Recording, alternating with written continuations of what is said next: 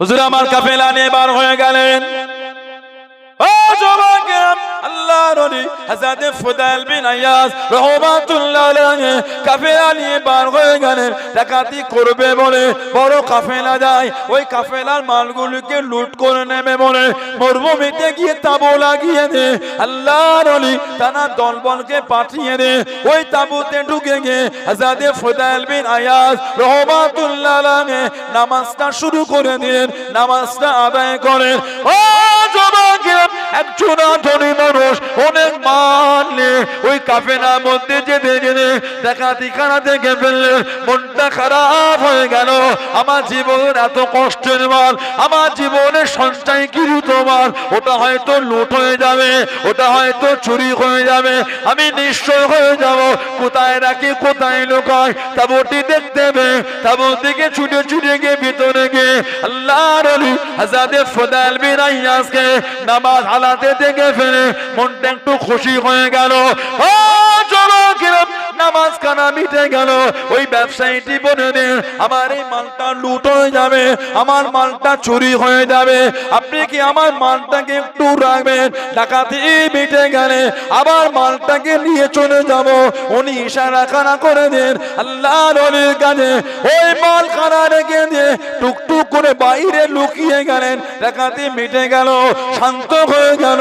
ওই মানুষটি মালটাকে ফেরত নিতে এসে দেখতে পেলেন যারা ডাকাতি করছিল আল্লাহর ওলি হযরত ফুদাইল বিন আয়াজ রাহমাতুল্লাহকে ঘিরে বসে আছে। যার কাছে মাল দিলাম উনি তো ডাকাতের সর্দার। বাংলায় প্রবাদ নয়, বাঘের কাছে ছাগল পালতে দিয়েছে। বাঘের কাছে ছাগল পালা, যাকেই দিলাম সেই তো ডাকাতের সর্দার। মানে মেঘ না চাইতেই পানি, এই মাল লুট করতে কষ্ট করতে হলো না।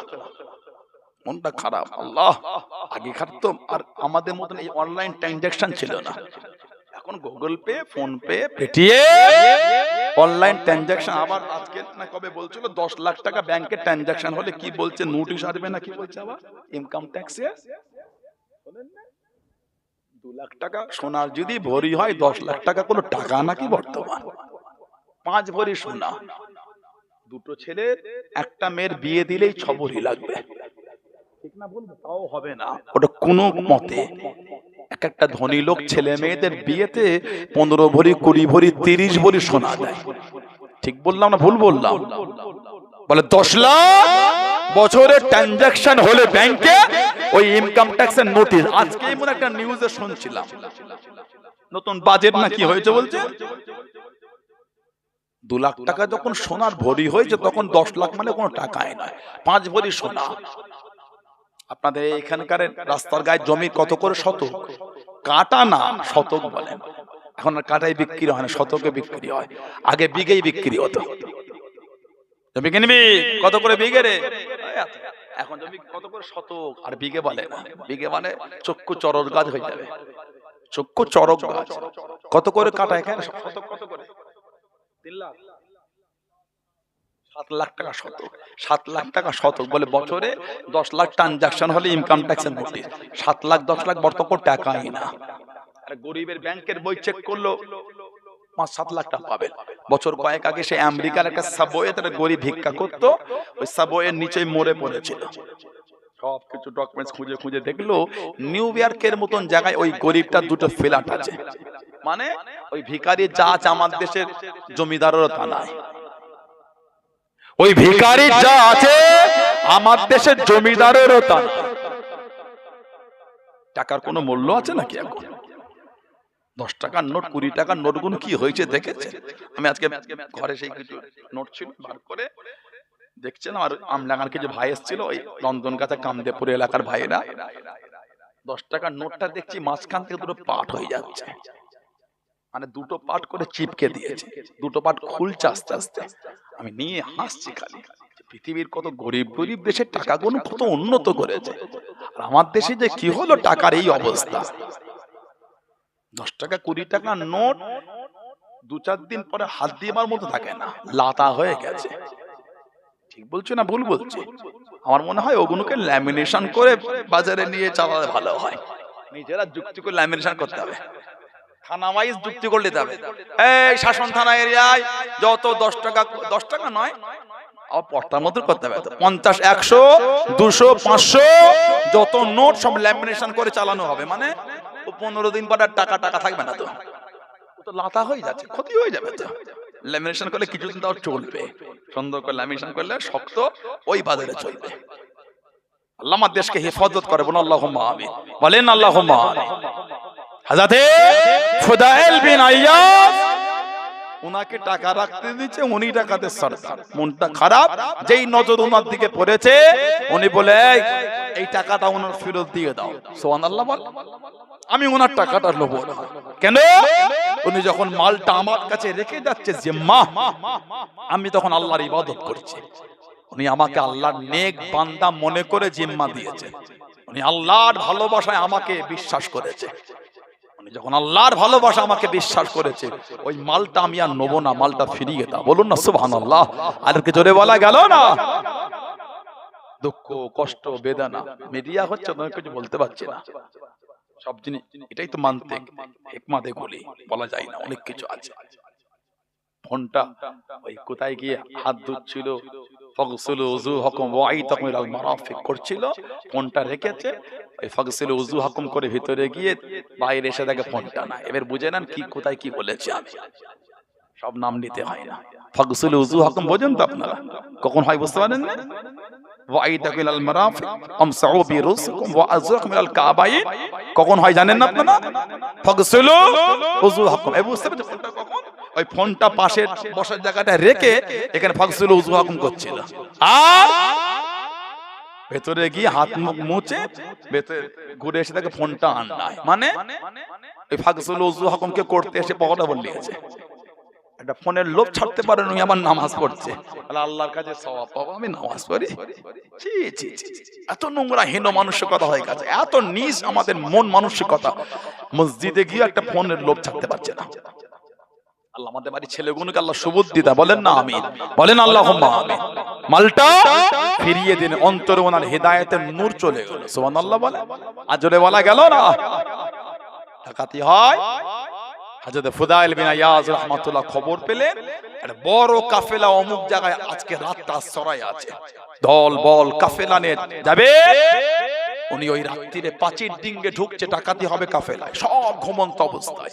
একজন কাফেলায় হাফেজ ছিলেন, ওই কাফেলায় একজন হাফেজ। ওই রাত্রিরে উনি বসে বসে ওই কাফেলার মধ্যে হাফেজ, ওই রাত্রিরে উনি কোরআন শরীফ তেলাওয়াত করছে। উনি যখন যাচ্ছেন তখন তেলাওয়াত করে সূরা হাদিদ, কোরআন শরীফ সূরা হাদিদের 16 নম্বর আয়াত, আলাম ইয়ালিল্লাযিনা আমানু আন তাখশা কুলুবুহুম লিযিকরিল্লাহ। এখনো কি সময় হলো না ঈমানদারদের জন্য? এখনো কি ঈমানদারদের সময় আসলো না? আল্লাহর উপর, আল্লাহ নাজিলকৃত বাণীর উপর নিজেদের মনটাকে বিনয় করবে, ফিরে আসবে, মজবুতি রাখবে। এখনো কি তাদের সময় হলো না? সূরা হাদিদের 16 নম্বর আয়াত যে ওনার কানে এসেছে, উনি ওখানে থমকে দাঁড়িয়ে গেলেন। মানে এই আয়াতটাকে ওনার অন্তরে ধাক্কা দিয়ে দিল। সুবহানাল্লাহ বলে, এসেছিল ডাকাতি করতে, লুট করতে। হাফেজের কাছে গেলেন, আরেকবার তেলাওয়াত করেন, আরেকবার করেন। ওই তেলাওয়াত শুনছেন আর চোখ দিয়ে পানি পড়ছে, আর খালেজ দিলে তওবা করছে। জোরে বল, আর জোরে বলা গেল না? হুজুর আমার ডাকাতি করলেন না। ও যুবকেরা, আল্লাহর ওলি হযরত ফুদাইল বিন আইয়াজ রাহমাতুল্লাহ আলাইহি কাঁদতে কাঁদতে পার হয়ে গেলেন, কাফেলায় পৌঁছে গেলেন। দলবলের কাছে চলে গিয়ে আল্লাহর ওলি জানিয়ে দিলেন, ও সাথী সঙ্গী গণেরা, আমি ফুদাইল বিন আইয়াজ, আর আমি ডাকাতি করব না, আর আমি তোমাদের সাথেই করব না। আমি ফুদাইল বিন আইয়াজ আল্লাহ রাব্বুল আলামিনের কাছে খালেদ দিলে তওবা করে নিয়েছি, আর আমি ডাকাতি করব না। আমাকে তোমরা ছেড়ে দাও, নতুন সর্দার ঠিক করে নাও, আর ডাকাতি করব না। এক আয়াতে উনি ভালো হয়ে গেলেন। সুবহানাল্লাহ বলে। জলসা মাহফিলে বসে উলামাদের জবান থেকে এত কোরআন হাদিসের কথা শুনেছো, তওবা করতে পারছো না, মানে খালেজ দিলে শুনছো না। তো মনটা আল্লাহর ভালোবাসা, হুজুরের ভালোবাসা দেওয়া শোনেন, দেখবেন আপনিও ভালো হয়ে আল্লাহর ওলি হয়ে গেছেন। জোরে বলে, আর জোরে বলবেন না, বলেন আল্লাহুম্মা আমিন, বলেন না ইনশাআল্লাহ। এখানে এতগুলি ভাইদের যুবকদের মধ্যে কিছু কিছুর মধ্যে এমন লোক আছে যারা শরাব পান করে। আমি আপনাকে অপমান করি, ইসলাম কাউকে অপমান করে, ইসলাম মানুষের ভুল ধরিয়ে দিয়ে সংশোধনের সুযোগ করে দেয়, নাম হলো ইসলাম। বলুন না সুবহানাল্লাহ। এখানে এতগুলি লোকের মধ্যে কিছু আছে যারা লটারি কাটে, এখানে এতগুলি মানুষের মধ্যে কিছু আছে যারা তাস খেলে, সুদ খায়, আছে না? আমি অপমান করিনি, এসে বসেছেন মানে আল্লাহ পাক হেদায়েতের নূর দেবে বলে বসিয়েছেন। সুবহানাল্লাহ বলে বসেছে, খালেস দিলে ফিরে যা, জীবনের গুনাহগুলো আল্লাহ মাফ করে দেবেন। কুল ইয়া ইবাদি আল্লাযী আশরাফু আলা আনফুসিহিম লা তাকনাতু মির রাহমাতিল্লাহ। হাবিব, আপনি আমার ওই বান্দা বান্দীদের বলে দেন যারা নিজেদের নফসের উপর জুলুম করেছে, অত্যাচার করেছে, ওদের বলে দেন ওরা যেন আমি আল্লাহ আমার রহমত থেকে নিরাশ না হয়ে যায়। জোরে বলেন না সুবহানাল্লাহ। আল্লাহর রহমতের আশা আল্লাহ করতে বলেছেন। হুদাইল বিন আইয়াজ বলে আমি আর তোমাদের সাথে ডাকাতি করব না, ভালো হয়ে গেছে। আমি সাথী সঙ্গী গুণ বলে ডাকাতি করেছি একসাথে, তওবা তো একা করলে হবে না। যেমন ডাকাতি একসাথে করছি, তওবাটা একসাথেই হবে। বলুন না সুবহানাল্লাহ, জোরে বলুন না আলহামদুলিল্লাহ। গোটা কাফেলা তওবা করে দিলেন। হুদাইল বিন আইয়াজ ওই রাস্তায় ব্যবসায়ীরা যেতেন, উনি ওই তাঁবুর মধ্যে বসতেন, সব এসে বসতো, গল্প করতো, উনি শুনতেন, বলতো এই এরিয়াটা হলো ফুদাইলের এরিয়া, রাত পার হবার আগে চলে চ, একটাও মাল পাবি না, এত বড় ডাকাত সব ছিনিয়ে নেবে। উনি শুনতেন আর চোখ দিয়ে টপ টপ করে পানি পড়তো। কথা বলা মিটে গেলে উঠে দাঁড়িয়ে বিনয় সুরে ভাঙা ভাঙা গলায় উনি কেঁদে কেঁদে বলতেন আমি ফুদাইল বিন আইয়াজ, আমি আর ডাকাতি করি না, আমি খালেস দিলে তওবা করেছি, তোমাদের ভয় নাই, তোমরা এখান থেকে যাও, আমি আর ডাকাতি করি না, আমি তওবা করে ভালো হয়ে গিয়েছি। বলুন না সুবহানাল্লাহ। আর একটু জোরে বলা গেল না? এত বড় আল্লাহর ওলি হয়ে গেছিলেন, ওনার সোহবতে গিয়ে বসে থাকতেন ইমামে শাফি রাহমাতুল্লাহ। চার ইমামের এক ইমাম, ইমাম শাফি রাহমাতুল্লাহ। উনি গিয়ে ওনার কাছে বসে, কে? ইমাম শাফি। ওনার ছাত্র ছিলেন ইমামে আহমদ ইবনে হাম্বল রাহমাতুল্লাহ। কিতাবে এসেছে জানাকাল্লাহ 10 লক্ষ হাদিসের হাফেজ করেছেন। জোরে বলবেন না সুবহানাল্লাহ। কিতাবে এসেছে জানা যায় 8 লক্ষ মানুষ, কোন বর্ণনায় 10 লক্ষ, কোন বর্ণনায় 20 লক্ষ মানুষ ইমাম আহমদ ইবনে হাম্বলে জানাজায় হয়েছিল। জোরে বলুন না সুবহানাল্লাহ। বাদশা মুতাসিম বিল্লাহ, উমাই আব্বাসী যুগের মুতাসিম বিল্লাহ, এই সময় আহমদ ইবনে হাম্বল বলেছিলেন কোরআনটা মাখলুক না, কোরআন ধ্বংস হবে না, কোরআন হলো আল্লাহর কালাম, কালামুল্লাহ। এটা বলার জন্য ওনাকে বন্দী করা হয়েছিল, জেলের মধ্যে বন্দী করে রাখতো। জেলের মধ্যে ওনাকে যারা মারতো, সারাদিন রাত্রি হুজুর আহমদ ইবনে হাম্বল উনি নামাজ পড়তেন, যারা মারতো তাদের জন্য হুজুর দোয়া করতেন। জোরে বলে, ওদের মনটা নরম হয়েছে, তো আমরা এত মারি, আমাদের জন্য দোয়া চাই। বলতে আল্লাহ এরা আমাকে হয়তো বুঝতে পারে না, আল্লাহ ওদের মাফ করে দাও আল্লাহ। সুবহানাল্লাহ বলবেন না? জেলের ওই সমস্ত গার্ড বা অন্য জেলের বন্দীরা বলতো রাতে দীর্ঘ সময় ধরে সারাদিন যাকে মেরে মেরে শরীরের চামড়া ফাটিয়ে ফেলতো, ওই রক্ত ঝরা নিয়ে সারা রাত দাঁড়িয়ে দাঁড়িয়ে নামাজ পড়তেন আহমদ ইবনে হাম্বল রাহমাতুল্লাহ। মাঝে মাঝে দাঁড়াতে না পারলে দেয়ালে ঠেক দিয়ে দাঁড়িয়ে যেতেন, এত কষ্ট হতো, নামাজ ছাড়তেন না। ইমাম আহমদ ইবনে হাম্বল রাহমাতুল্লাহ, ওনাকে চাবুকের বাড়ি মারা হয়েছিল, ওনাকে চাবুকের বাড়ি মেরেছিল।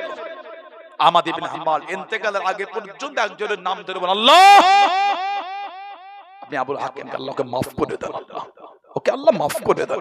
ছেলে বলা আব্বা উনি কে?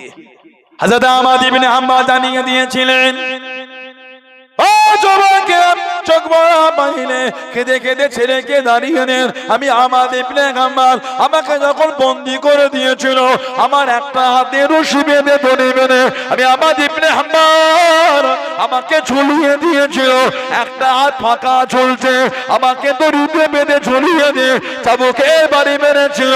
ও যুবকেরা আল্লাহর ওলি চোখ বড় পানিয়ে কেঁদে কেঁদে জানিয়ে নে আমাকে মারার জন্য একজন বড় পালোয়ান চলে এলো, শক্তিবান পালোয়ান চলে এলো, আমার কাছে দাঁড়িয়ে গেল। আল্লাহ আমাকে ওলি ও হযরত আহমদ ইবনে হাম্বল, আমি একজন ডাকাত দস্যু ছিলাম, আমি একজন নোংরা লোক ছিলাম। আজকে বাদশার পালোয়ার হয়ে গিয়েছি। আমি যখন নোংরা ছিলাম, আমি চুরির অপরাধে শয়তানের যুগে অন্যায় করেছি বলে 18,000 বাচ্চা বুকের বাড়ি মেরেছিল। আল্লাহর নবী, আমি যদি শয়তানের জন্য 18,000 বার মার খেতে পারি, আপনি আল্লাহর জন্য কি এই মার কি সহ্য করতে পারবেন না?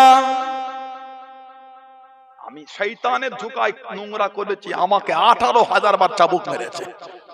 আমি যদি 18,000 শয়তানের জন্য মার খেতে পারি, আপনি আল্লাহর ভালোবাসায় এই করিবার চাবুক খেতে পারবেন না।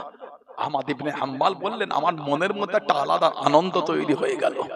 ও যদি শয়তানের জন্য 18,000 মার খেতে পারে, আমি আমার আল্লাহর জন্য কেন মার খেতে পারবো না? বলুন না সুবহানাল্লাহ। দুজন লোক রাখা হয়েছিল, দুজন। একজন চাবুকের বাড়ি এত জোর মারতো হুজুর বেহুশ হয়ে যেতেন, আর একজন হুজুরের হুঁশ ফিরে আনলে মারতো, হুঁশ না ফিরলে মারতো না। কেন? অজ্ঞান অবস্থায় মারলে তো মারের কষ্ট বুঝতে পারবে না। চার ইমামের এক ইমাম 10 লক্ষ খালি হাদিসের হাফেজ, ইমামে আহমদ ইবনে হাম্বল রাহমাতুল্লাহ। ওনার ওই হাদিস পড়ানোর মাদ্রাসা বন্ধ করে দিয়েছে। একজন মানুষ অনেক দূর থেকে সমুদ্র সফর করে এসেছে, কেন? হুজুরের হাদিস শরীফ শুনলে বলে। এসে শুনলেন যে ওনার মাদ্রাসা বন্ধ, মুতাসিম বিল্লাহ ওনাকে ঘরের মধ্যে বন্দি করে রেখেছে। মনটা খারাপ যে এলাম হুজুরের হাদিস শরীফ শুনবো, দিনের খেদমত কারা করে তো আল্লাহু আকবার। আমিনপুর মাদ্রাসায় গিয়ে দেখেন ওই অফিসটায় বুখারী শরীফ, মুসলিম শরীফ, আবু দাউদ শরীফ, নাসাই শরীফ সব কিতাবে সব লাট দেওয়া আছে। এইগুলো লিখতে গিয়ে এই সমস্ত মুসান্নিফদের রক্ত পানি হয়ে গেছে। ওগুলো লিখতে গিয়ে বুখারী শরীফ 16 বছর ধরে লেখা হয়েছে। এই এতে যান, ফ্লিপকার্টে যান বা অ্যামাজনে যান বা বিভিন্ন বড় বড় সাইটে গিয়ে লেখেন বুখারী শরীফ, বা গুগলে গিয়ে লিখেন বুখারী শরীফ, দেখেন এক্ষুনি লিস্ট চলে আসবে। আপনি ওখানে ক্লিক করবেন, ডাউনলোডের অপশন দেবে, এক্ষুনি আপনি 15 মিনিটের মধ্যে বুখারী শরীফ ফোনে লোড করে আপনি পড়া শুরু করে দেবেন। বুখারী শরীফ লিখতে 15 মিনিট লাগে না, 16 বছর লেগেছে বুখারী শরীফ লিখতে। কত খেদমত বলেন। 16 মিনিটে বুখারী শরীফ ফোনে লোড হয়ে যাচ্ছে, 16 মিনিটে লেখা হয় না, 16 বছর ধরে লেখা হয়েছে। বলেন না সুবহানাল্লাহ, কি খেদমত। 16 বছর ধরে কিতাব লিখেছে, কতটা সবর ওনার মধ্যে ছিল, কতটা সবর। জুহুদের মাকাম, দুনিয়া বিমুখ হয়ে গেছে। জুহুদ, দুনিয়ার কোন লোভ লালসা নাই, আল্লাহর দেওয়ানা হয়ে আল্লাহর পাগল হয়ে গেছে, রাসূলের পাগল হয়ে গেছে। জোরে বলেন না সুবহানাল্লাহ। ইমামে আহমদ ইবনে হাম্বলের মাদ্রাসা বন্ধ, ওই আলেমটির মনটা খারাপ হয়ে গেল। কিতাব এসেছে, উনি একজনকে বললেন, তুমি কি আমাকে আহমদ ইবনে হাম্বলের ঘরটা দেখাতে পারবে? বলেন না, বাদশার মানা, খালি ইশারা করে দেবার কিছু করতে হবে। নিয়ে গিয়ে দেখিয়ে দিল। উনি বাড়িতে এসে যেখানে উঠেছেন সেখানে এসে মুসাফির ভিখারি সাজিলেন। ভিখারি ভিখারি আহমদ ইবনে হাম্বলের বাড়ির 2-3টে বাড়ির আগে থেকে ভিক্ষা করতে, আমাকে আল্লাহর রাস্তায় কিছু দাও, আল্লাহর রাস্তায় কিছু দাও, দিত। আহমদ ইবনে হাম্বলের বাড়ি, আল্লাহর রাস্তায় কিছু দেন। আহমদ ইবনে হাম্বল বার হয়ে কিছু দেবেন, হাতটা ধরে ফেলেছে, হুজুর আমি এটা চাইতে আপনার কাছে আসিনি, আমি হুজুরের হাদিস শরীফ শুনতে এসেছি। জোরে বলুন। উনি বললেন, বাদশা তো বন্ধ, মাদ্রাসা বন্ধ, হুজুর আমি প্রতিদিন এইভাবে ভিখারির নাম করে আসবো, আপনি আমাকে একটা করে হাদিস শরীফ শোনাবেন। জোরে বলে, আর জোরে বলা গেল না। দ্বীনের খিদমত কিভাবে তারা করেছে, আল্লাহু আকবার। ইমামে শাফি রাহমাতুল্লাহ ফুদাইল বিন আইয়াজ হুজুরের সোহবতে গিয়ে বসে থাকতেন। আর হাদিসে বড় ইমাম আমিরুল মুমিনিন ফিল হাদিস হযরত আব্দুল্লাহ ইবনে মুবারক রাহমাতুল্লাহ উনিও গিয়ে ওনার সোহবতে বসে থাকতেন। জোরে বলুন না সুবহানাল্লাহ। আর ফুদাইল বিন আইয়াজ হুজুর বসে থাকতেন আওলাদে রাসূল ইমামে জাফর সাদিক রাদিয়াল্লাহু আনহু, আর মাঝে মাঝে কি আমাদের ইমামে নোমান হুজুর নোমান বিন সাবিত ওনার কাছে গিয়ে বসে থাকতেন। জোরে বলুন না সুবহানাল্লাহ। কিতাব এসেছে শেষ জীবনটা মক্কা শরীফে কাটিয়েছিলেন, নামাজ অবস্থায় উনি ইন্তেকাল হয়ে গেছেন। ইন্না লিল্লাহি ওয়া ইন্না ইলাইহি রাজিউন। তানাদের মতন তওবা করেন। খালেস দিল আল্লাহ আল্লাহ রাসূলের ভালোবাসা তো আল্লাহ আমাদের কবুল করেন। আল্লাহ আমাদের মনগুলি নোংরা থেকে ফিরিয়ে দেন। আল্লাহ আমাদের প্রত্যেককে দেন, আল্লাহ আমাদের মা বোনদের দ্বারা 5 ওয়াক্ত নামাজ আল্লাহ কায়েম করিয়ে নেন। বলুন আমিন। জোরে বলেন আল্লাহুম্মা আমিন। একটু দরুদ শরীফ আল্লাহুম্মা।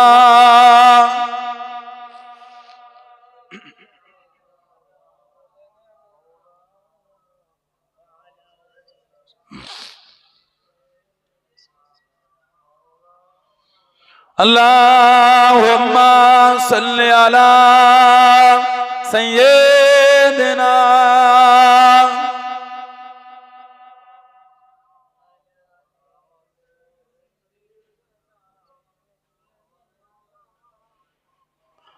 মদিনা মদিনা মদিনা মদিনা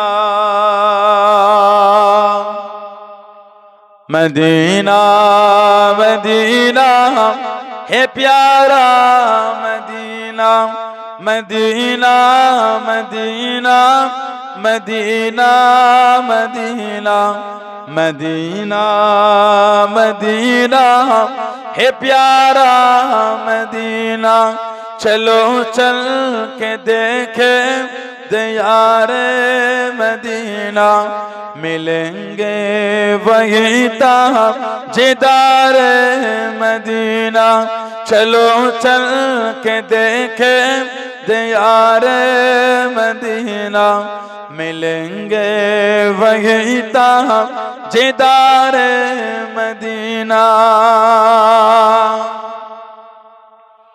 जुबा पहल ज़मज़म के पानी से दौड़ो सुनेंगे न क्यों तुम अदब से तो बोलो जुबा पहल ज़मज़म के पानी से दौड़ो सुनेंगे न क्यों तुम अदब से तो बोलो मैं मुजरिम हूँ वहाँ का मुझे साथ लेना मैं मुजरिम हूँ वहाँ का मुझे साथ लेना मदीना मदीना है प्यारा मदीना मदीना मदीना मदीना मदीना मदीना मदीना है प्यारा मदीना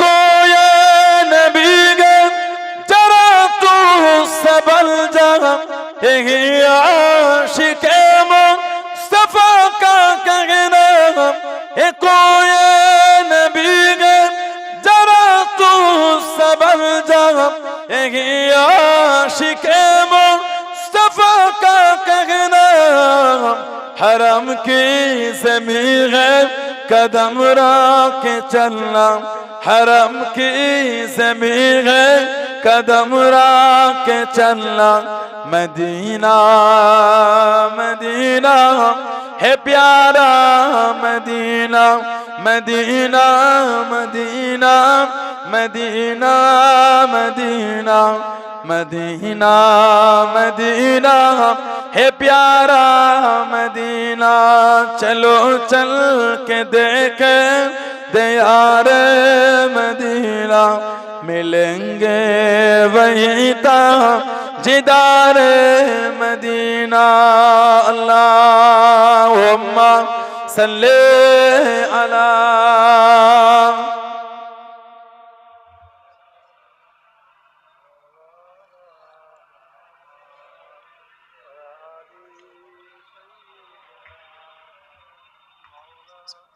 আমার ভাইয়েরা বাপজানেরা ছেলেরা যুবকেরা মুরব্বীরা মায়েরা বোনেরা মেয়েরা মহিলারা ভালো হন শরীয়তের মধ্যে আসেন মনটাকে ভালো আল্লাহ আল্লাহর রাসূলকে ভালোবাসেন যারা মহব্বত ভালোবাসা প্রেম যারা করেছে তাদের থেকে শিক্ষা দাম মহব্বত ভালোবাসা কাকে বলে ভালোবাসা প্রেম মহব্বত দিয়েছেন আল্লাহর ওলি আল্লাহ পাকের নেক বান্দা আল্লাহ পাকের মাহবুব বান্দা আমাদের এই পাশে হারোয়া পিয়ারা বলে একটা জায়গা আছে এখান থেকে সামান্য ওই আপনার কি ব্রিজ বলে ওটা বলঘাটা ব্রিজ ওটা পার হয়ে বাদিকে গেলে হারোয়া হারোয়ায় পিয়ারা বলে একটা জায়গা আছে ওখানে বাড়ি ছিল।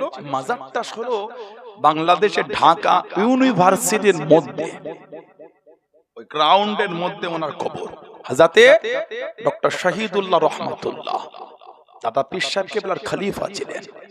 হযরতে মাওলানা প্রফেসর ডক্টর শহীদুল্লাহ কম বেশি 18 ভাষায় এমএ ছিল। জোরে বললেন না? ডক্টর শহীদুল্লাহ বাংলা ভাষাকে নতুন করে নবরূপে জীবন দিয়েছে। বাংলা ভাষা বিলীন হয়ে ভাষা আন্দোলন হয়েছিল। এডুকেটেড ভাইরা জানে, অনেকে বাংলা নিয়ে ওয়াজ করেছে। ভাষা আন্দোলন, এই বাংলা ভাষাকে নতুন রূপে আবার সাজিয়ে জীবন দিয়েছেন। নাম হলো ডক্টর শহীদুল্লাহ রহমাতুল্লাহ। ওই বেলেঘাটা আপনি পার হয়ে দেগঙ্গা পার হয়ে বেড়াচাপা, ওই সেকেন্ড যে মোড়টা কাউকে পাড়ার মুখ বলে, ওখান থেকে বাম দিকে ঢুকলে ডান দিকে একটা কলেজ আছে, ডক্টর শহীদুল্লাহ কলেজ। ওটা দাদা হুজুরের খলিফা ছিলেন। হুগলি মহসিন মাদ্রাসায় পড়তেন, হুগলি মহসিনিয়া মাদ্রাসা। দাদা হুজুর রহমাতুল্লাহ যখন যেতেন ওই মাদ্রাসায়, ডক্টর শহীদুল্লাহ বলছেন জীবনী কিতাব পড়লে পাবেন যে আমার হুজুর কেবলারকে গোল করে ঘিরে ধরতাম, বিভিন্ন মাসলা মাসাইল জিজ্ঞাসা করতাম। আল্লাহর ওলি মুজাদ্দিদুজ্জামান রাহমাতুল্লাহ তিনি টুকটুক করে সাবলীল ভাষায় সুন্দর করে উত্তর দিয়ে দিতেন। জোরে বলুন না সুবহানাল্লাহ। জীবন তৈরি করেছেন তানারা, জীবন তৈরি করে আল্লাহর ওলি, আল্লাহ পাকের নেক বান্দা, আল্লাহর মাহবুব বান্দা। আমাদের এই পাশেই খরিবেরিয়া আন্দুলিয়া, খরিবেরে আন্দুলিয়া কোন শুয়া আছে একে হায়দার আলী রহমাতুল্লাহ। ওনার আব্বাজান ছিলেন হযরতে মাহমুদ বখতিয়ারি রহমাতুল্লাহ, আর ওনার আব্বাজান ছিলেন হযরতে হামিদ জালালি রহমাতুল্লাহ। ওই মেটিয়াপুর কানখুলিতে শুয়া আছে। উনি দাদা হুজুরের খলিফা ছিলেন হযরতে হামিদ জালালি হুজুর রহমাতুল্লাহ। ফুরফুরা শরীফের আমাদের ফাতিহা সিনিয়র মাদ্রাসার প্রথম উনি সুপারিনটেন্ডেন্ট ছিলেন হামিদ জালালি হুজুর রহমাতুল্লাহ। জীবন তানারা তৈরি করে জীবন তৈরি করলেন কিভাবে? আল্লাহ আল্লাহর রাসূলকে ভালোবেসেছেন। দুনিয়ার লোভ লালসা ওনাদের করে গ্রাস করতে পারে না। দুনিয়া এই লোভ লালসা ওনাদের গ্রাস করতে পারে না। এই তো পাশে আমাদের হারুয়া পীর গোলাচাঁদ আব্বাস আলী গাজী হুজুর রহমাতুল্লাহ। এই দিক দিয়ে গেলে ওই ব্রিজ পার হয়ে আর একটু আগে গেলে ভাঙর সৈয়দ আসগার আলী হুজুর রহমাতুল্লাহ শুয়ে আছে, ভাঙর কলেজের পাশে একদম। আর একটু আগে গেলে ঘুটারি শরীফ মোবারক আলী শাহ গাজী হুজুর রহমাতুল্লাহ। আপনাদের এই গোলাবাড়ি থেকে উঠে বাম দিকে কিছুটা গেলে বারাসাত কাজীপাড়া হযরত একদিল শাহ রহমাতুল্লাহ আলাইহি, ইনারা এসেছিলেন 22 আউলিয়ার একটা দল এসেছিল এই জমিনে দ্বীনের খেদমতে। 22 আউলিয়া, ওনাদের আরেকজন শুয়ে আছে বসিয়াটে শাহী মসজিদ যার নামে বসিরাট, হযরত শাহ আলী হুজুর রহমাতুল্লাহ বসিরাটে। ওনাদের একজন শুয়ে আছে ওই বেলেঘাটা পার হয়ে বাম দিকে কিছুটা গিয়ে সোহায়ে দাউদিয়া মাদ্রাসা, হযরত দাউদ আলী হুজুর রহমাতুল্লাহ ভেতরে ডান দিকে ঢুকে মাদ্রাসা দাউদ সোহায়ে দাউদিয়া মাদ্রাসা আছে। 25শে ফাল্গুন প্রতি বছর জলসা হয়। একটা দল ওনাদের আরেকজন ছিলেন সেই দেগঙ্গার রায়কুলা হযরতে হাসান বাগদাদি রহমাতুল্লাহ। ওনাদের আরেকজন সেই বাদুরিয়া জঙ্গলপুর পদ্মার ধারে, বাদুরিয়া জঙ্গলপুরে পদ্মার ধারে শুয়ে আছে এই 22 আউলিয়ার একটা দল এই জমিনে দ্বীনের দাওয়াত দিতে এসেছিলেন। জোরে বললেন আলহামদুলিল্লাহ। আজও তারা জান্নাতি গোলাপ হয়ে শুয়ে আছে, বলুন আলহামদুলিল্লাহ। সেই নকশায় কদমে চলেন, জীবন তৈরি হয়ে যাবে। আল্লাহ ডাকলে চলে যাব দুদিনের দুনিয়া। অত হই হই করছেন কেন? অত লাপাতে হয় না। আল্লাহ পাক আমাদের করে হুজুরের উম্মত করে পাঠিয়েছে শরীয়তের ঘরে, দ্বীনের ঘরে। আর আমরা কি চাই আল্লাহর কাছে? যে নিয়ামত আল্লাহ আমাদের দিয়েছে শুকরিয়া আদায় করে শেষ হবে না। আলহামদুলিল্লাহ বললেন না? কিন্তু দুঃখ আমাদের চলি না সে রাস্তায়। শয়তানের ধোঁকা আমাদের করে পেয়ে যাচ্ছে। শয়তানের ধোঁকায় আপনি চলবেন কি? শয়তানকে নিজের গোলাম বানায়। এই শয়তান, তুই কি আমাকে ধোঁকা দিবি?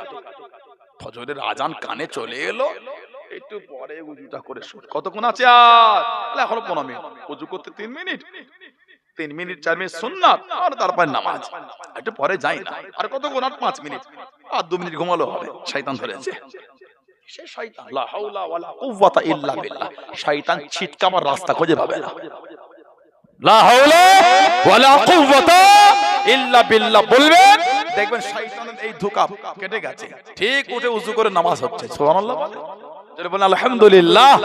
কোন শয়তান ধোঁকা দেবে? শয়তানের রাস্তায় চললে শয়তান ধোঁকা দেবে, শরীয়তের রাস্তায় চলে শয়তান কাছেও আসতে পারবে না। এমন কিছু ওলিদের জীবনী আছে, শয়তান ওনাদের করে নামাজের জন্য উঠিয়ে দিতেন, শয়তান নামাজ উঠাতে জীবন তৈরি করতে। আল্লাহর ওলি আমার আপনার জামাদার মুজাদ্দিদ হযরত আব্দুল্লাহিল মারুফ মুহাম্মদ আবু বকর সিদ্দিক আমার দাদা পীর সাহেব রাহমাতুল্লাহ আলাইহি, জোরে বলুন না সুবহানাল্লাহ। আল্লাহ ওনাকে জামাদার মুজাদ্দিদ বানিয়েছে, জামানার মুজাদ্দিদ। ওনার জন্ম হলো, উনি যখন ছোট ছিলেন, ওনার আম্মা স্বপ্ন দেখেন, ওনার আম্মার নাম হযরত মুহাব্বাতুন নিসা রাহমাতুল্লাহ আলাইহা। দাদা পীর সাহেব কেবলাকে ফাঁকা জায়গায় নিয়ে গিয়ে হযরত মেদিনীপুর টাউনে হাজী মাওলানা মুস্তাফা মাদানী হুজুর রহমাতুল্লাহ এই বুকটাকে চিরে সব বার করছে। দাদা হুজুর আম্মা স্বপ্নে গিয়ে কাঁদছে, আব্বা আমার এই ছেলে, একটাই ছেলে, কি অন্যায় করলো, ওকে আপনি এইভাবে শাস্তি দেন। হাজী মাওলানা মুস্তাফা মাদানী বললেন, মা তোমার ছেলেকে আল্লাহ যে জন্য পাঠিয়েছে সেই শিক্ষা ওকে দিচ্ছ না, তোমার ছেলে যে জন্য আল্লাহ পাঠিয়েছে ওই শিক্ষা দাও না। সকালে উঠে দাদা হুজুরের পড়াশোনার রাস্তাটা পাল্টে ওনাকে মাদ্রাসায় দিয়ে দেয়। প্রথমে সীতাপুর মাদ্রাসায় দেওয়া হলো, বাদশাহী আমলে মাদ্রাসা। আর একটা ওয়াকিয়া আছে, আল্লাহর ওলি স্বপ্নের মধ্যে দেখতে পেয়ে গেলেন, ও যুবকেরা, আল্লাহর ওলি আমার আপনার দাদা বীর মুজাদ্দিদুজ্জামান রাহমাতুল্লাহ আলাইহি স্বপ্নের মধ্যে দেখতে পেলেন একটা বড় জানাজা, যে জানাজায় কত আল্লাহর ওলিরা এসে গিয়েছেন, সাহাবা হুজুরা হাজির হয়ে গেলেন। যে জানাজায় সঙ্গে রাসূল পাক সাল্লাল্লাহু আলাইহি ওয়াসাল্লাম তাশরীফ খানা রেখেছেন, আল্লাহর ওলি আমার আপনার দাদা বীর ওই জানাজায় হাজির হবে বলে যেতে যায়, আল্লাহ নবী মানা করে দেন, আল্লাহ নবী নিষেধ করে দেন, ও বাবা আবু বকর তোমার এই জানাজায় আসা হবে না, হুজুর বিয়াদি মাফ করুন, গুস্তাগিটা ক্ষমা করুন, ইয়া রাসূলুল্লাহ হাবিবাল্লাহ সাল্লাল্লাহু আলাইহি ওয়াসাল্লাম হুজুর আমাকে যেতে দেন, মনটা কাঁদে, এই জানাজায় আমি শরীক হব, কত বড় জানাজা, আপনি তাশরীফ খানা এনে দেন, আল্লাহ নবী জানিয়ে দেন, ও বাবা আবু বকর তুমি এই জানাজায় আসতে পারো, যে শিক্ষা তুমি গ্রহণ করো ওই জন্য আল্লাহ তোমাকে বানায় না, তোমার রাস্তা খানা কোনো আলাদা, আল্লাহ রাব্বুল আলামিন দ্বীনের খাদেম হিসাবে তোমাকে কবুল করে নিয়েছেন। জোরে বলুন সুবহান, আর একটু জোরে বলুন সুবহান। এই শিক্ষা তোমাকে পাল্টাতে হবে।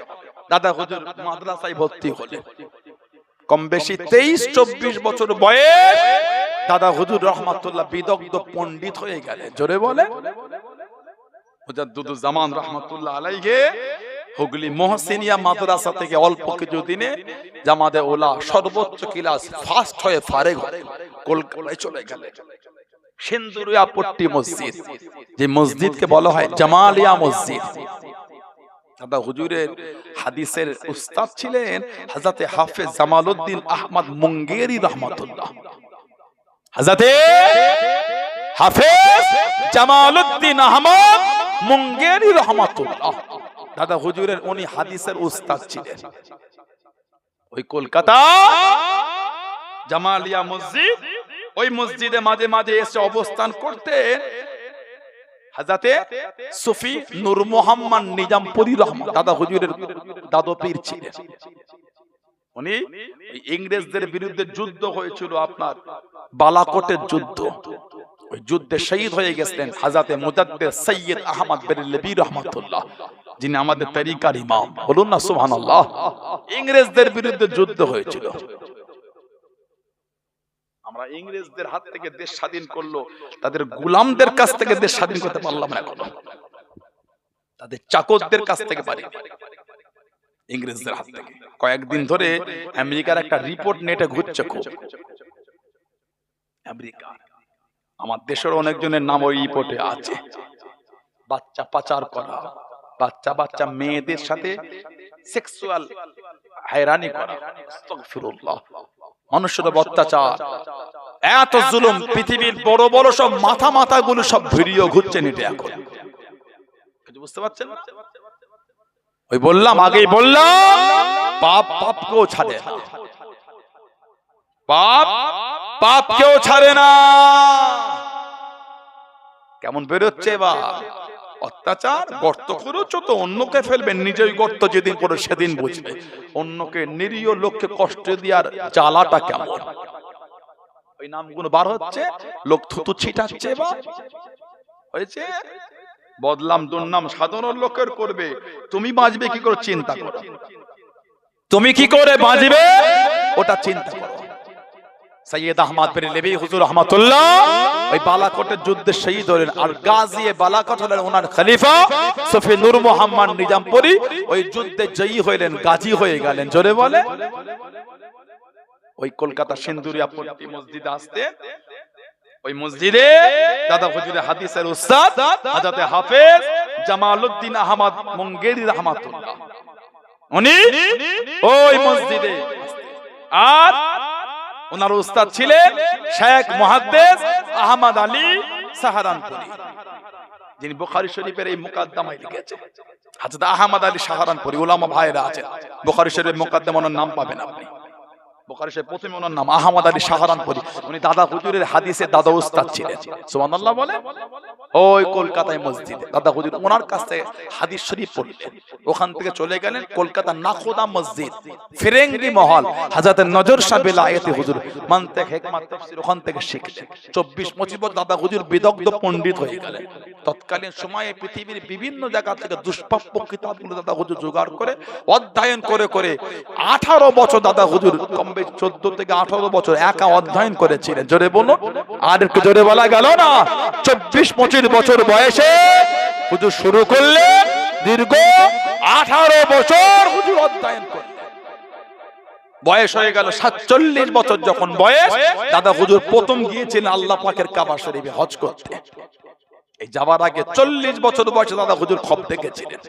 40 বছর বয়সে একটা উঁচু জায়গায় দাঁড়িয়ে আছে, দুনিয়ার বাদশা সাল্লাল্লাহু আলাইহি সাল্লাম স্বপ্নের মধ্যে বলে, এই আমার সালে উম্মা সিদ্দিক আকবরের বংশধর আমার কাছে চলে এসো।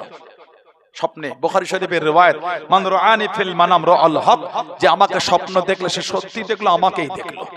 স্বপ্নে গেলেন, হুজুর সাল্লাল্লাহু আলাইহি ওয়াসাল্লাম বললেন, আমি নবী তোমাকে নিজে হাতে করে খিলাতে আবাই, তোমার বংশের সম্মানীয় জামা আমি রাসূলুল্লাহ তোমাকে নিজে হাতে করে পরিয়ে দিলাম। জোরে বলুন না, ভালোবাসা বলা গেল না, সুবহানাল্লাহ।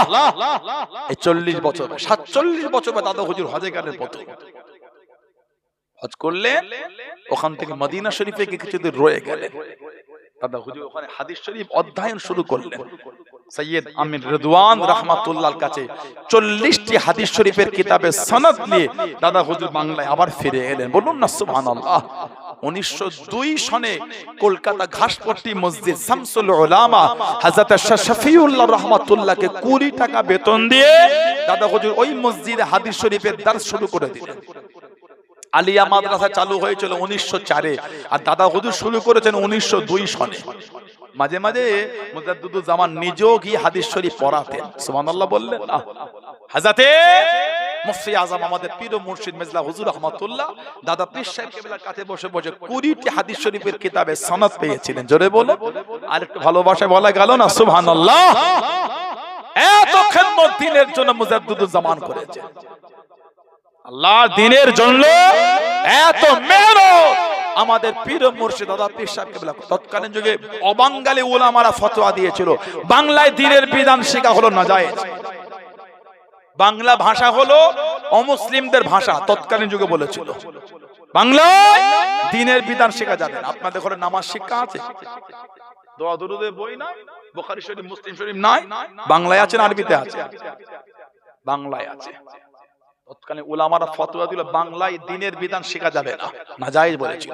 এই ফতোয়াকে দাদা হুজুর খণ্ডন করে হুকুম দিয়ে খলিফা আল আওলাদের হুকুম দিয়ে কম বেশি 2500 ছোট আর বড় 2500 মাসলা মাসাইল বাংলাতে 2500 কিতাব লিখিয়েছিলেন। জোরে বললেন না, আর একটু জোরে বলা গেল না, 2500 দাদা হুজুর কেবলা কিতাব লিখিয়েছেন। জোরে বলুন না সুবহানাল্লাহ। এত সম্মান আল্লাহ দাদা পীর সাহেব কেবলাকে দিয়েছেন, এত। দ্বিতীয়বার হজে গেলেন 1330। প্রথম হজের থেকে দ্বিতীয় হজ 20 বছরের ডিফারেন্স। প্রথমে গেলেন 1310, দ্বিতীয়বার 1330। মুম্বাই থেকে পানির জাহাজে উঠে পড়বেন। ও যুবক, ও আমার মুরব্বি বাপ জানেরাম, মায়েরা, বোনেরা, নগিরাম, আল্লাহর ওলি আমার আপনার দাদা আবির মুম্বাইতে গিয়ে পৌঁছে গেলেন। ভারতবর্ষে বিভিন্ন রাজ্যে খবর হয়ে গেল এই জামানার মুজাহিদ হযরত মাওলানা আবু বকর সিদ্দিকী রাহমাতুল্লাহ আলাইহি উনি হজ সফরে বার হয়ে গেলেন। বিভিন্ন রাজ্য থেকে মানুষেরা জড়ো হয়ে গেল। এমন কিছু মানুষ চলে আসলো যাদের কাছে কোনো টাকা নাই, যাদের কাছে কোনো পয়সা নাই। ও যুবকেরা, আল্লাহর ওলি আমার আপনার দাদা আবির রাহমাতুল্লাহ আলাইহি নিজের রুমালখানা বিছিয়ে দিয়ে নিজের পকেট থেকে আগে কিছু টাকা দিয়ে আল্লাহর ওলি জানিয়ে দেন, ও সাথী সঙ্গী গণেরা, এই কয়েকজন মানুষ তাদের কোনো টাকা নাই, তারা আমাদের সাথে আল্লাহর কাবা শরীফে যাবে বলে নিয়ত করে দে। আল্লাহ নবী সাল্লাল্লাহু আলাইহি ওয়াসাল্লামের দরবারে যাবে বলে নিয়ত করে দে। আমি আবু বকর রাহমাতুল্লাহ আলাইহি আমার তরফ থেকে এটা দিলাম, তোমরা কিছু কিছু দাও।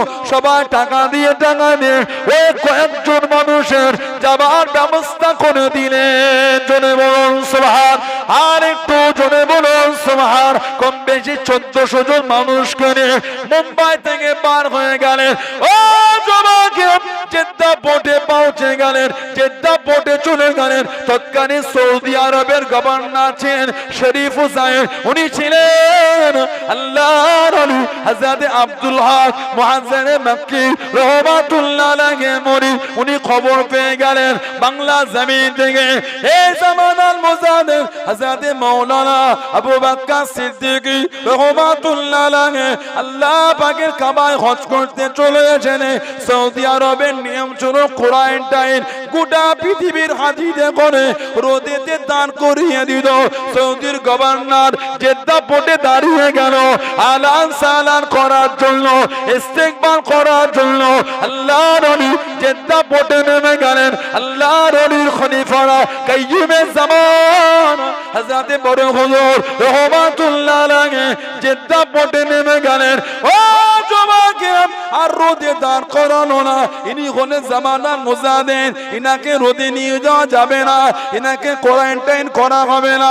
সাথে সাথে করে আল্লাহ পাকের কাবা শরীফের সামনে নিয়ে চলে গেলেন। জোরে বলুন সুবহান, আর একটু জোরে বলুন সুবহান। ইনাকে রোদে দাঁড় করানো হবে না, ইনি হলেন এই জামানার মুজাদ্দিদ। নিয়ে গেলেন সৌদি আরবে, দাদা হুজুর হজ করলেন। মাঝে মাঝে ওই কাবা শরীফের চাতালে মাথায় বসে হুজুর হজ করতেন। তৎকালীন বড় বড় পৃথিবীর বিভিন্ন আলেম উলামা, সৌদি আরবের উলামারা হুজুরের ওই বসে বসে হজ শুনতেন। মাতাফে কাবা শরীফের চাতান। সৌদির বড় আলেম ছিলেন হযরত বদরুদ্দিন মক্কি রাহমাতুল্লাহ, হযরত মুআজ্জিন হোসেন মক্কি রাহমাতুল্লাহ। তৎকালীন সৌদি আরবের বড় বড় আলেম সব এসে দাদা হুজুরের কাছে বায়াত হয়ে গেল। জোরে বলুন না, আর কি জোরে বলা গেল না? ওখান থেকে চলে গেলেন মদিনা শরীফ। হাদিস শরীফে এসে আল্লাহ রাসূল সাল্লাল্লাহু আলাইহি সাল্লাম বলেছেন, মান হাজ্জা, যে হজ করলো, আর ফাজারা কাবরি বাদা ওয়াফাত, আর আমার ওয়াফাতের পরে সে আমার কবরটা জিয়ারত করলো, কামান জারানি ফি হায়াতি, সেজন্য আমি নবী আমার সাথে জিন্দা জীবিত মুলাকাত করলো। আল্লাহ আমাদের সকলকে যাওয়ার তৌফিক দান, বলুন না আমিন। বলেন আল্লাহুম্মা। জীবনে যদি হুজুরের রওজার কাছে না দাঁড়াতেই পারলাম, জীবন তাহলে হলো কি করে? দুনিয়ার বাদশার দরবারে একটু সালাম যদি না দিতে পারলাম, তাহলে হুজুরের ভালোবাসা আমি তো ব্যর্থ হই। আল্লাহ আমাদের সকলকে একটু যাবার সুযোগ করে দেয়, বলেন আমিন। ভালোবাসা বললেন আল্লাহুম্মা আমিন। দাদা হুজুর চলে গেলে আল্লাহ নবী সাল্লাল্লাহু আলাইহি সাল্লামের দরবারে। ওখানে দাদা হুজুর রাহমাতুল্লাহ আলাইহি কিছুদিন ছিলেন। আল্লাহ পাকের হুকুম, নবী পাক সাল্লাল্লাহু আলাইহি ওয়াসাল্লাম সৌদির বাদশাকে বলে দিলেন স্বপ্নের মধ্যে, বাংলা জমিন থেকে আমার ভালোবাসার আমার আবু বকর এসেছে, তাকে আমি নবী আমার রওজা শরীফে থাকার এক রাত অবস্থান করার অনুমতি দিয়ে দাও। জোরে বলবেন না, আর কি জোরে বলা গেল না? সারা রাত রওজা শরীফের ভিতরে মুজাদ্দিদুজ জামান ছিলেন, কাইয়ুমে জামান বড় হুজুর কিবলা কেলে খলিফা দিল্লে হুজুর কিবলা, কম বেশি 5 জন হুজুর ছিলেন। মুজাদ্দিদুজ জামান বড় হুজুর রাহমাতুল্লাহ 5 জন হুজুর ছিলেন ওই ভেতরটায়। এক রাত থাকার আল্লাহ নবী সাল্লাল্লাহু আলাইহি সাল্লামের তরফ থেকে হুকুম হয়েছিল, বলুন না সুবহানাল্লাহ। সেই দাদা পীর সাহেব রহমান আমাদের পীর ও মুর্শিদ। নীতির জায়গায়, প্রেমের জায়গায়, ভালোবাসার জায়গায় শক্ত হয়ে যান। সানাউল্লাহ সিদ্দিকীর ভাষার ব্যবহার যদি খারাপ লাগে, আমাকে ছেড়ে দূরে দূরে চলে যান। দাদা পীর কেবলা রহমাতুল্লাহর প্রেমে মহব্বতে জায়গা শক্ত থাকে। আমি যদি ভুল হয় বাদ দিয়ে দেন। আরেকটা পীরজাদা ফোনে, ফেসবুকে, ইউটিউবে এটা ওটা দেখলেন, কষ্ট লেগে গেল। আমার পীরের আওলাদের ভাষাটা এমন হয়ে গেল। ঠিক বলছি না ভুল বলছি? কষ্ট লাগাটা স্বাভাবিক, কষ্ট হওয়াটা স্বাভাবিক। ভুল বললে তো অবশ্যই কষ্ট হবে। আমি ভুল বলেছি, আমার অসুবিধা হলো না, আপনি আমার ভুলটাই কষ্ট পেলে আমার রাগ হয়ে গেল। কেন রাগ করব? রাগ হওয়ার আগে আমার উচিত ছিল ভুল না বলি আমি। কথা বলছেন না? রাগ হবার আগে আমার উচিত ছিল আমি ভুল না বলি। ভুল বললাম না। পীরের আওলা লোক এত ভালোবাসে, জীবন আর কি চাই? এত বুক ভরছে না আমার, এত কলজে ভরে না আমার। এতগুলি মানুষ ভালোবাসা প্রেম মহাব্বতে বসে আছে, জায়গা পায় না, দাঁড়িয়ে আছে। 2 ঘন্টা দাঁড়িয়ে দাঁড়িয়ে ওর শুনছে, কোনো পায়ের যন্ত্রণা হয় না, কোমরের যন্ত্রণা হয় না। প্রেম না থাকলে হয় বলে মনে হয় আপনাদের? প্রেম আছে বলেই বলছে। কোটিপতি লোকটা এসে চটে বসে আছে।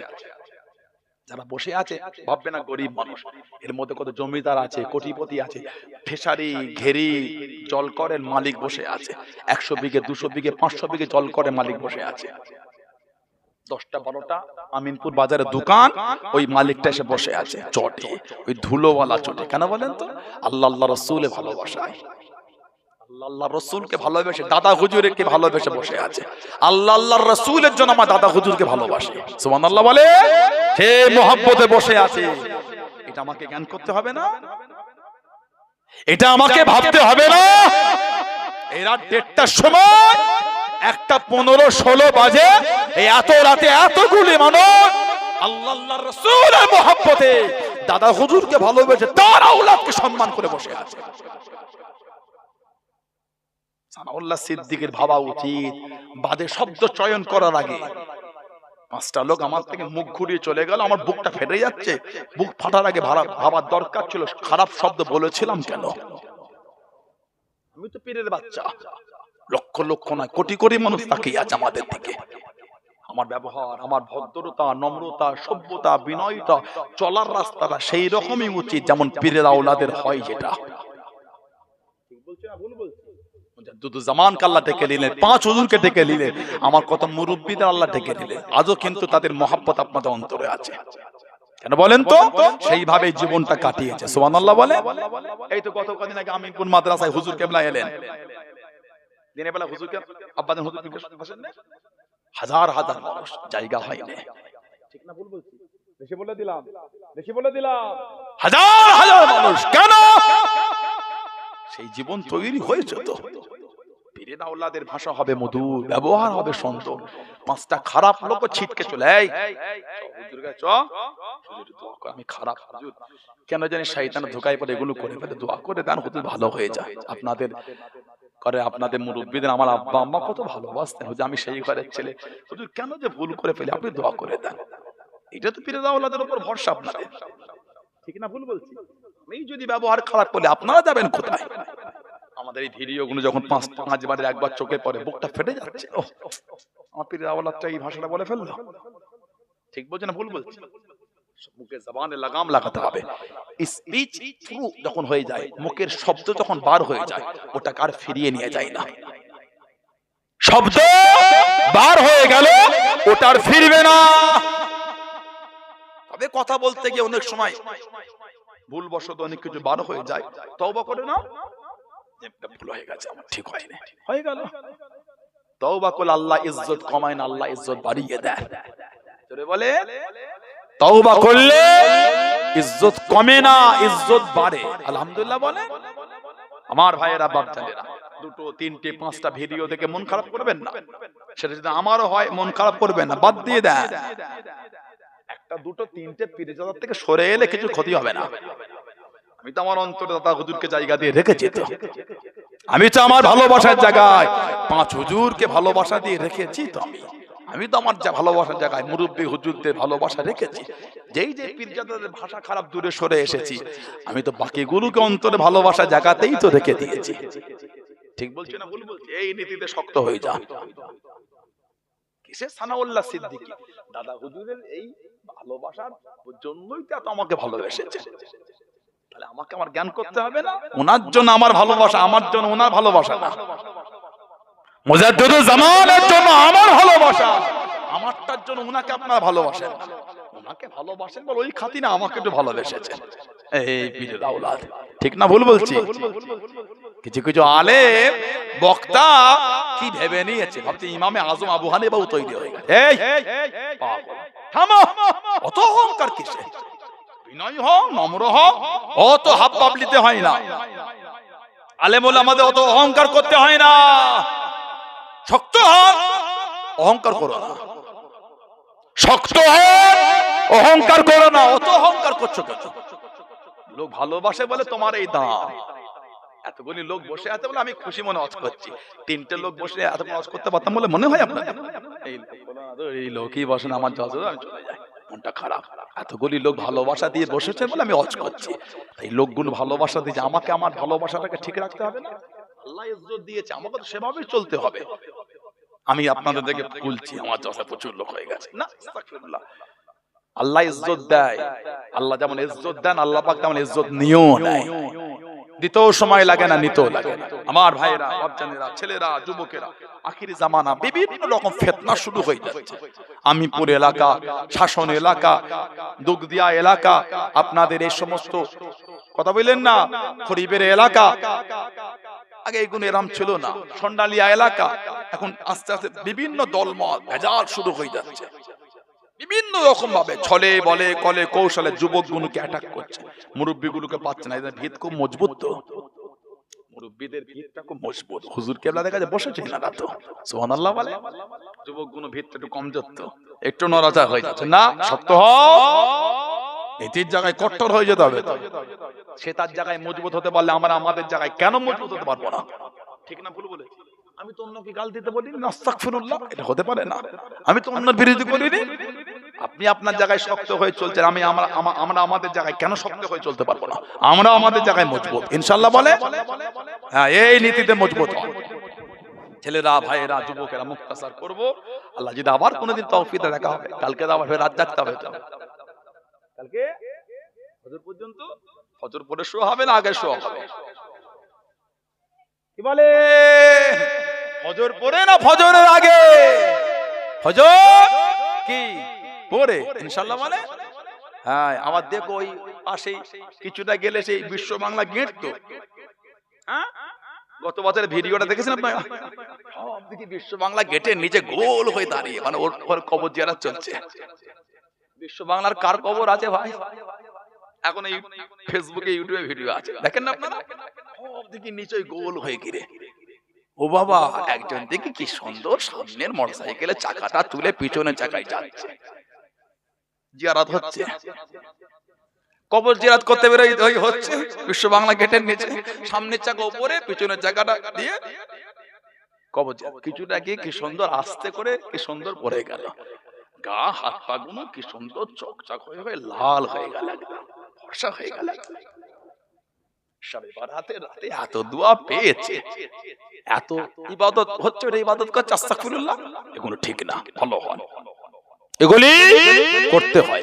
ওকে, এই রাস্তায় কি জোর জোর ছেলেগুলো বাইক চালাবে কালকে দেখবেন, এক দল খালি মোটরসাইকেল ঝাঁকলে এই দুলিয়ে হেলিয়ে, মানে এক জায়গা থেকে আরেক জায়গায় একটু সেই থেকে চাকিয়ে আসে, খড়িবের পার হয়ে চাকিয়ে আসে, ঠিক না ভুল বলছি?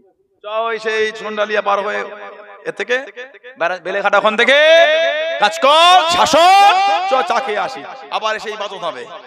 ওই চা খেতে গিয়ে এত জোর বাইক চালায় কিছু কিছু ছেলে, এগুলো উচিত না। ইবাদত করতে বার হয়েছো, তুমি অমন করছো কেন? ভালো হও, তুমি ইবাদত করতে বার হয়ে তুমি কাঁদো, আল্লাহ আমি যে মাঝে মাঝে বিয়াদবি করি, আল্লাহ আমাকে শয়তান ভুলিয়ে দাও, আল্লাহ তুমি আমাকে হেফাজত করো, আমি এগুলো যেন না করি, আল্লাহ আমাকে লজ্জা লাগে এগুলো করতে। তবেই তো হিদায়াত নূর পাবে, তবেই তো তোমার মধ্যে একটা পরিবর্তন আসবে। নিজের অন্যায়ের জন্য নিজেকে লজ্জিত হতে হয়, লজ্জিত না হলে ভালোবাসা হয় না, লজ্জিত না হলে তওবা। আবার তওবা কর, তওবাটা কি? তওবাটা কি? আন-নাদামা, আন-নাদামা মানে অনুতপ্ত হওয়া। ইস, আমি এটা করে ফেললাম, এটার নাম হলো তওবা। এটার নাম কি? তওবা। আন-নাদামা মানে অনুতপ্ত হওয়া, অনুতপ্ত না হলে তওবা হবে না তো। ইস, আমি ওখানে বাজে কথা বলে ফেললাম, ওটাই মাথায় ঘুরছে, এটা আমার ঠিক হলো না। তওবা, দেখা হলো ভাই বলে ফেরে মাফ করে দিস ভাই, তওবা হয়ে গেল। আল্লাহ আমাদের কবুল করে। আসেন, যে নবীকে না বানাল আল্লাহ পাক কিছু বানাতেন না, যুগটা ইয়ামে জাহেলিয়াত, অজ্ঞতার যুগ, অন্ধকার যুগ। সেই নবীর ভালোবাসা আল্লাহ পাকের সামনে দাঁড়িয়ে সবাই একটু সালামের তোহফা, সালামের হাদিয়া জানিয়ে দিই। সবাই একটু ওঠে, সবাই ওঠে, সালাম পড়ে নবী।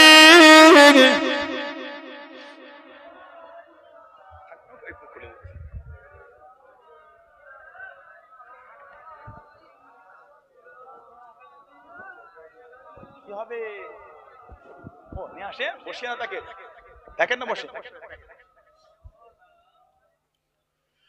তালাল বদরে আলাইনা মিন সানিয়াতিল ফাদাই ওয়াজাবা শুকরু আলাইনা মাদানিল্লাহ হেদাই ইয়া নবী সালাম ইয়া রাসূল।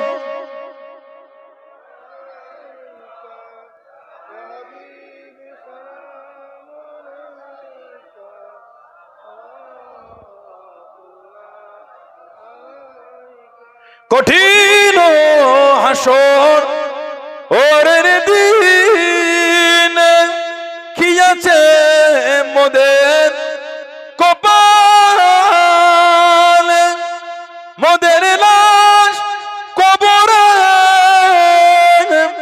রাখিলেন, লইবেন আপন অনুকরে নবী সালাম ইয়া রাসূল।